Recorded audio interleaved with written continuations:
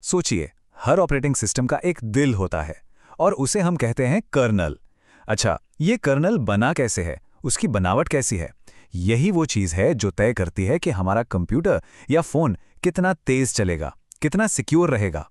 तो आज हम इन्हीं आर्किटेक्चरल ब्लूप्रिंट्स की दुनिया में उतरने वाले हैं। तो आज हम क्या क्या देखने वाले हैं? सबसे पहले तो कर्नल को डिजाइन करने में असली चैलेंज क्या है। फिर हम तीन बहुत ही मजेदार आर्किटेक्चर्स को समझेंगे, लेयर्ड, माइक्रो कर्नल और मॉड्यूलर। और आखिर में हम ये भी देखेंगे कि भाई इनमें से सबसे बढ़िया कौन सा है और क्यों।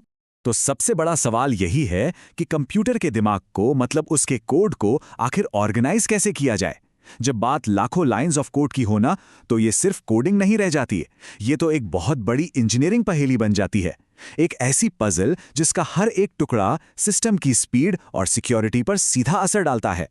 चलिए, तो सबसे पहले इसी मूल समस्या को समझते हैं, वो चैलेंज जो ऑपरेटिंग सिस्टम बनाने वालों के सामने हमेशा रहता है।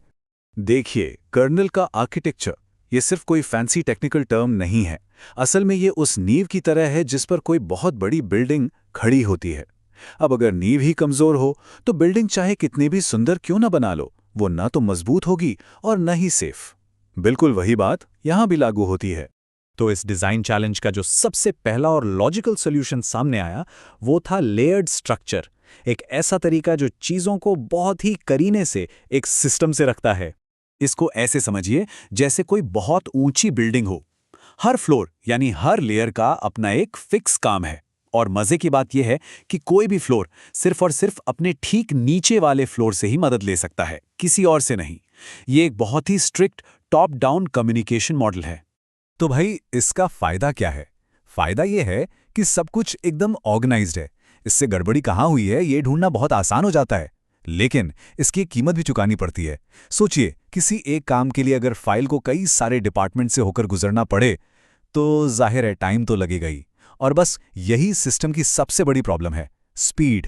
अब जो लेयर डिजाइन में कमियां थीं, उनके जवाब में एक बिल्कुल ही अलग, एक रैडिकल अप्रोच सामने आया, जिसे हम कहते हैं माइक्रो कर्नल।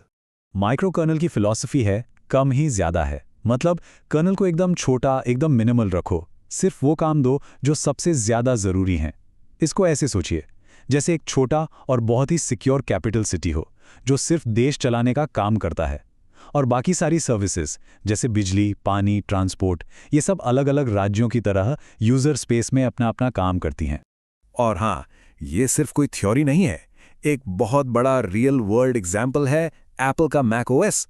वो अपने हाइब्रिड कर्नल XNU में इसी माइक्रो कर्नल कॉन्सेप्ट का इस्तेमाल करता है। क्यों? ताकि सिस्टम को ज्यादा से ज्यादा सिक्योर और भरोसेमंद बनाया जा सके।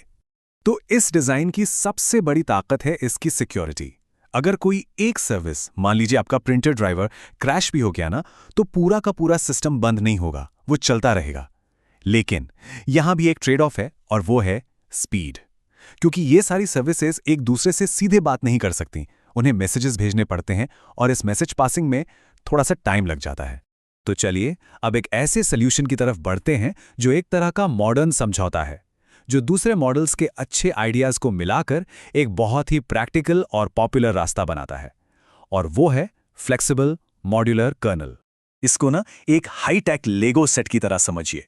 एक कोर कर्नल है और बाकी सब कुछ जैसे डिवाइस, ड्राइवर्स वगैरह, वो अलग अलग लेगो ब्लॉक्स यानी मॉड्यूल्स हैं। जब जिसकी जरूरत पड़ी उसे लगा दिया, जब जरूरत खत्म उसे हटा दिया। ये हमें जबरदस्त फ्लेक्सिबिलिटी देता है। अब इसको एक्शन में देखते हैं। जब हम कोई USB डिवाइस जैसे पेन ड्राइव अपने कंप्यूटर में लगाते हैं, तो क्या हमें कंप्यूटर को रीस्टार्ट करना पड़ता है? नहीं ना। क्यों? क्योंकि कर्नल बहुत स्मार्ट है। वो फौरन उस USB के लिए जरूरी ड्राइवर मॉड्यूल को डायनामिकली लोड कर लेता है और डिवाइस तुरंत काम करना शुरू कर देता है। तो यहां सबसे बड़ा फायदा क्या हुआ? फ्लेक्सिबिलिटी। सिस्टम में नई चीजें जोड़ना या हटाना बच्चों का खेल हो जाता है। लेकिन हाँ, इस फ्लेक्सिबिलिटी की भी एक कीमत है। इन सारे अलग अलग मॉड्यूल्स को आपस में ठीक से बात करवाने के लिए काफी कॉम्प्लेक्स इंटरफेस बनाने पड़ते हैं, और कभी-कभी इनमें कंपैटिबिलिटी इश्यूज आ सकते हैं, और ये मेमोरी भी ज्यादा इस्तेमाल कर सकते हैं।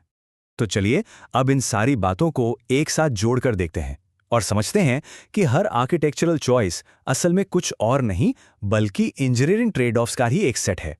और आखिर में सारी कहानी एक ही फंडामेंटल ट्रेड ऑफ पर आके रुक जाती है, security versus speed. Micro kernel का रास्ता चुनेंगे तो सिक्योरिटी और स्टेबिलिटी को प्राथमिकता मिलेगी, क्योंकि वहां सर्विसेज अलग थलग रहती हैं। और अगर लेयर्ड या मोनोलिथिक जैसा रास्ता चुनेंगे तो स्पीड को प्राथमिकता मिलेगी, क्योंकि वहां कर्नल के अंदर सब कुछ सीधे सीधे बहुत तेजी से बात करता है। तो मतलब साफ है, कोई एक परफेक्ट ब्लूप्रिंट जैसी चीज होती नहीं है। अगर आपको सिस्टम में ऑर्डर और आसान डीबगिंग चाहिए तो लेयर्ड अच्छा है। अगर आपकी प्रायोरिटी टॉप लेवल सिक्योरिटी और भरोसा है तो माइक्रो कर्नल बेस्ट है। और अगर आपको फ्लेक्सिबिलिटी और बदलते समय के साथ ढलने वाला सिस्टम चाहिए तो मॉड्यूलर से बेहतर कुछ नहीं। मतलब सबसे अच्छा आर्किटेक्चर कौन सा है, ये पूरी तरह से इस बात पर निर्भर करता है कि उस सिस्टम का आखिर मकसद क्या है। और यहीं पर आकर हम भविष्य के एक बहुत बड़े सवाल के सामने खड़े हो जाते हैं। आज हमारी कंप्यूटिंग की दुनिया छोटे छोटे IoT डिवाइसेस से लेकर बड़े बड़े विशालकाय क्लाउड सर्वर्स तक फैल चुकी है। तो क्या ये मौजूदा ब्लूप्रिंट्स हमेशा काम आते रहेंगे, या फिर हमें ऑपरेटिंग सिस्टम के दिल को डिजाइन करने के लिए किसी बिल्कुल ही नए, किसी क्रांतिकारी तरीके की जरूरत पड़ेगी? ये एक ऐसा सवाल है जिसका जवाब आने वाला वक्त ही देगा।